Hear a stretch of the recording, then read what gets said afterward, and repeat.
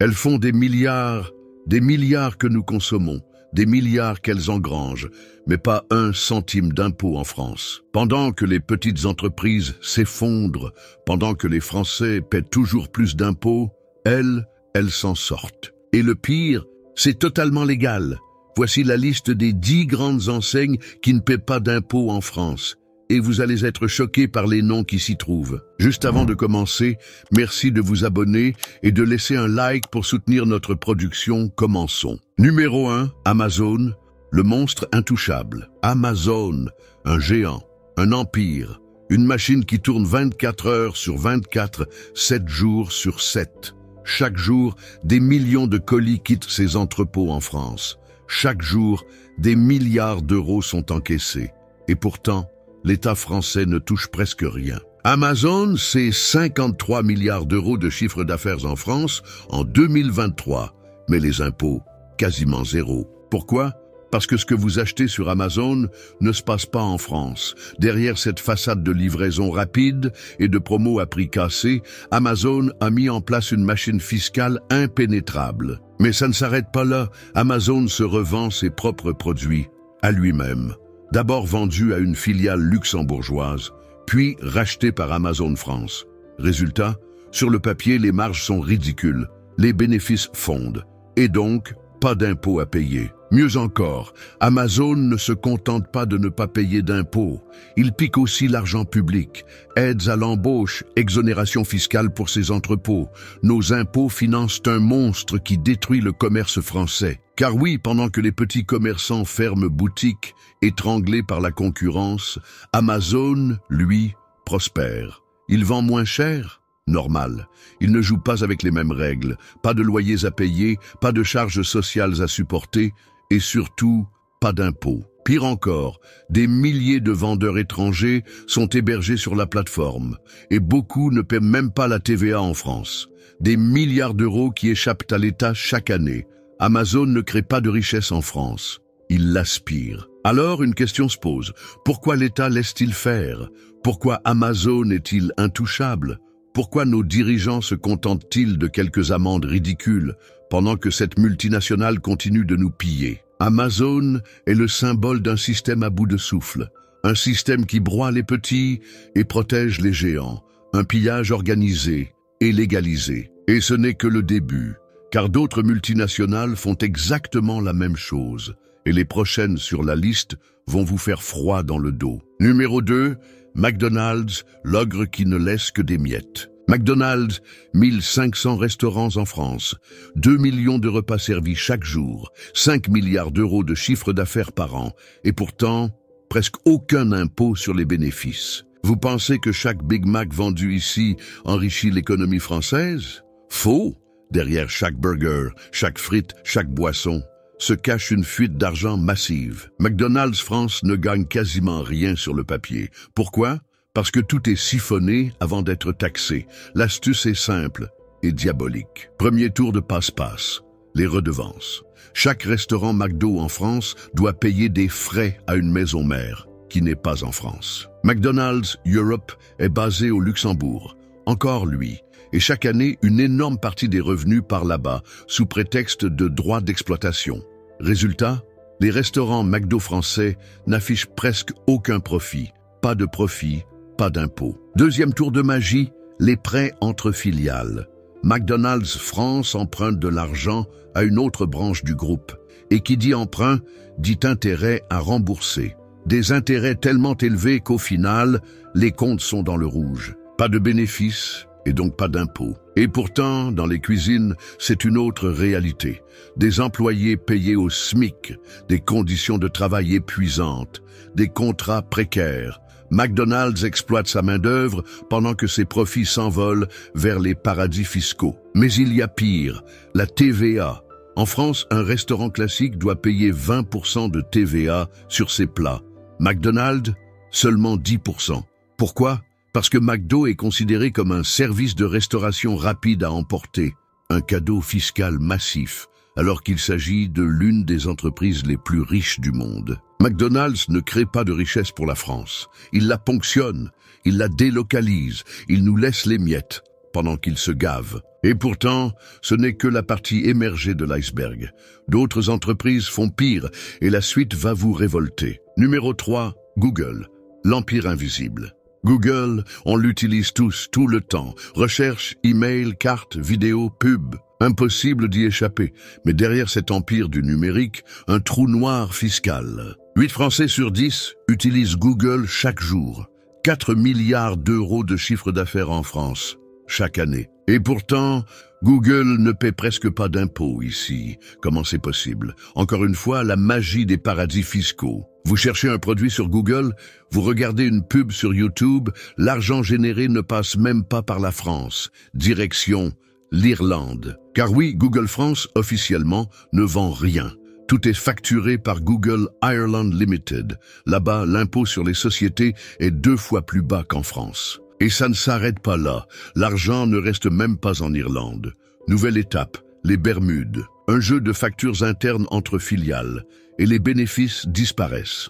Résultat, Google France gagne des milliards, mais ne déclare quasiment aucun bénéfice taxable. Pire encore, Google est en position de monopole. Il impose ses prix, ses règles, ses conditions. Les petits médias français, les entreprises locales, eux, ils doivent payer. Chaque annonce, chaque publicité sur Google Ads leur coûte une fortune. Mais Google, lui, ne reverse presque rien à l'État français. Et pourtant, on laisse faire. Pourquoi? Parce que Google est partout, dans nos écoles, dans nos administrations, sur nos téléphones. Nous sommes devenus dépendants. Un empire invisible, intouchable. Google ne crée pas de richesse en France. Il l'absorbe, il l'exporte, et nous, on paie la facture. Et attendez, parce que la prochaine entreprise est encore pire. Numéro 4, Apple, le maître du jeu. Apple, la marque de l'innovation, du design, du prestige. Chaque année, des millions de Français se ruent sur le dernier iPhone, le dernier Mac, le dernier iPad. Tout le monde veut son bout d'Apple. Mais pendant que nous, on paie nos produits au prix fort, Apple, lui, ne paie presque rien à l'État français. Un iPhone acheté en France, ça devrait enrichir l'économie française, non? Faux. Car sur le papier, Apple France ne vend quasiment rien. Tout passe par l'Irlande. Le système est parfaitement rodé. Vous achetez un iPhone en France, la transaction est enregistrée en Irlande. Pourquoi? Parce que là-bas, le taux d'imposition est minuscule.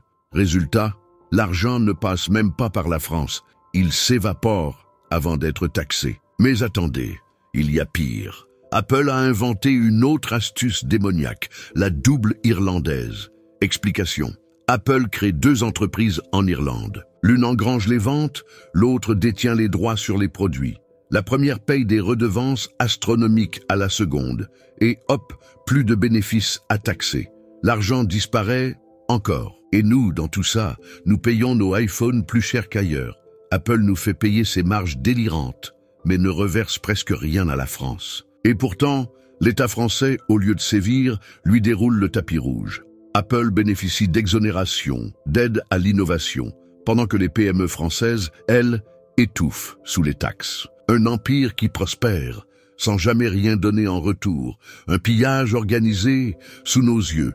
Et la prochaine entreprise que vous allez découvrir va vous écœurer encore plus. Numéro 5, Starbucks, le roi du café et de l'évasion fiscale. Starbucks, le café des grandes villes, des open space, des influenceurs, des milliers de clients chaque jour, des centaines de boutiques en France, des millions d'euros encaissés.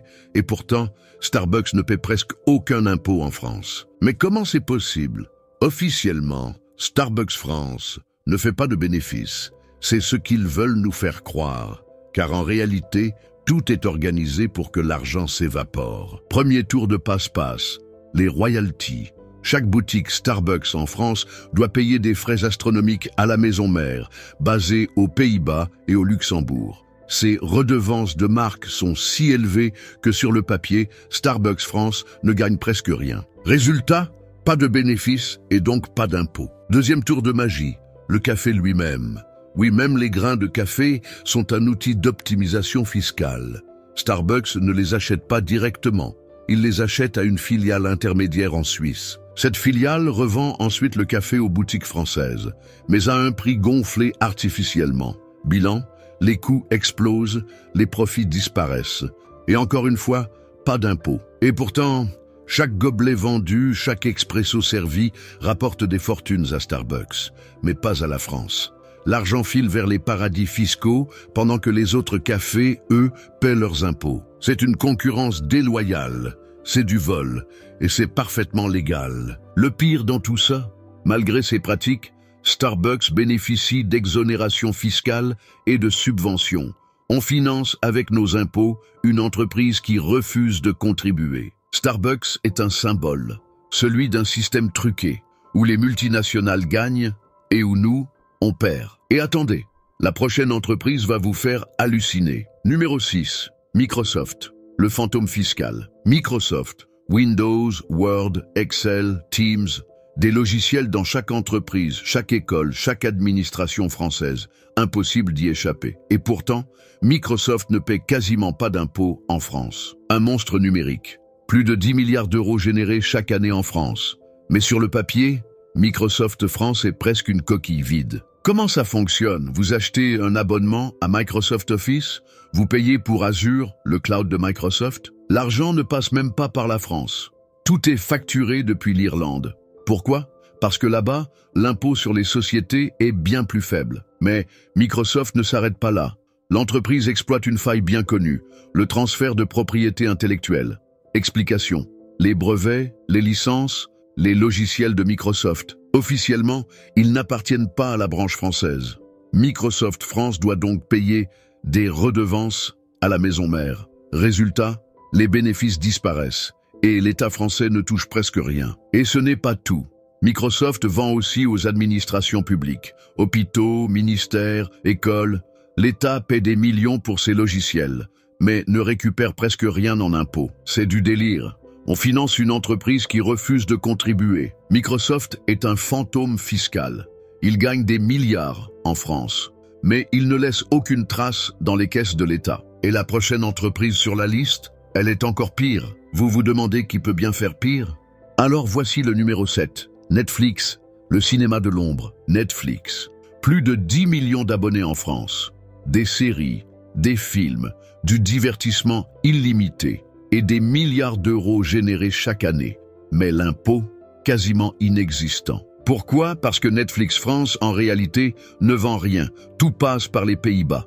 Vous payez votre abonnement ici, mais l'argent est encaissé ailleurs. Résultat, Netflix France ne déclare presque aucun bénéfice. Pas de bénéfice, pas d'impôt. Et ce n'est pas tout. Netflix bénéficie d'aides publiques en France pour produire ses séries, mais ne reverse presque rien en retour. Pendant que les petits cinémas, les studios français, eux, doivent payer leurs taxes.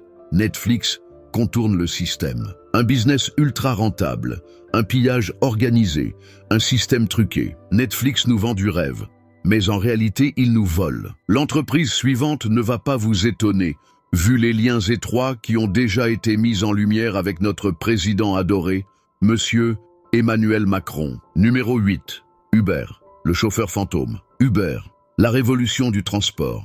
Des milliers de chauffeurs, des millions de courses chaque mois et des milliards encaissés en France. Mais combien Uber paye-t-il d'impôts ici? Presque rien. Comment c'est possible? Encore une fois, le même schéma.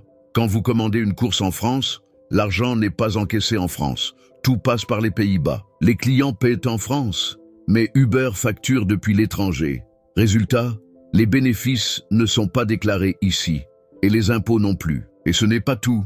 Uber a un autre tour de passe-passe, les frais de services technologiques. Chaque filiale Uber doit payer des frais à la maison mère. Une somme énorme, si énorme que, sur le papier, Uber France ne fait aucun bénéfice. Et sans bénéfice, pas d'impôts. Mais attendez, il y a pire. Les chauffeurs, eux, paient des charges, des taxes, du carburant. Eux, ils contribuent. Pendant qu'Uber, lui, se gave et ne reverse rien. C'est du vol.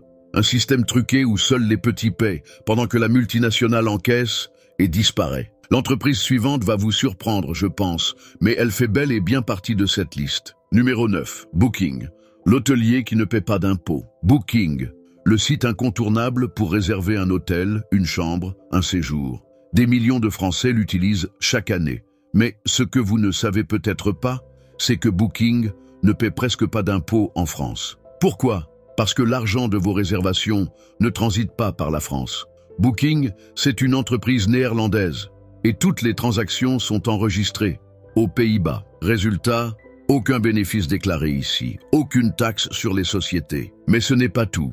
Les hôteliers français, eux, doivent payer Booking pour chaque réservation, jusqu'à 20% de commission. Des millions d'euros siphonnés chaque mois, et cet argent, au lieu d'être taxé en France, disparaît dans les paradis fiscaux. Les hôtels paient, les clients paient, Booking encaisse, mais ne reverse presque rien à l'État. C'est du vol.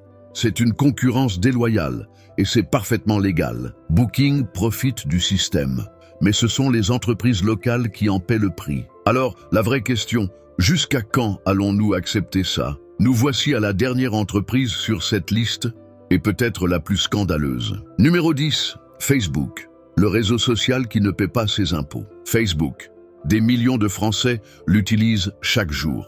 Des milliards d'interactions, des tonnes de données personnelles exploitées. Et surtout, des milliards d'euros générés grâce à la publicité. Mais les impôts en France? Quasiment zéro. Pourquoi? Parce que Facebook a tout prévu. Les entreprises françaises achètent des pubs sur Facebook. L'argent ne transite même pas par la France. Toutes les factures sont émises depuis l'Irlande, un paradis fiscal où l'impôt sur les sociétés est bien plus bas. Résultat, Facebook France ne déclare presque aucun bénéfice, et donc pas d'impôt. Et ce n'est pas tout. Meta, la maison mère de Facebook, Instagram et WhatsApp, a mis en place un système d'optimisation ultra sophistiqué. Un enchevêtrement de filiales aux Pays-Bas, en Irlande, aux Bermudes, tout ça pour réduire au maximum les impôts payés dans chaque pays. Pendant ce temps, Facebook exploite les données des utilisateurs français, vend ces données aux annonceurs, fait des milliards, mais ne reverse presque rien à l'État français. Pire encore, Facebook profite des infrastructures financées par l'impôt, les réseaux Internet, l'électricité, la formation des ingénieurs, mais refuse de contribuer. C'est un pillage numérique, un système conçu pour nous exploiter. Facebook ne partage pas ses profits, il les cache. Et la vraie question c'est, jusqu'à quand allons-nous laisser faire?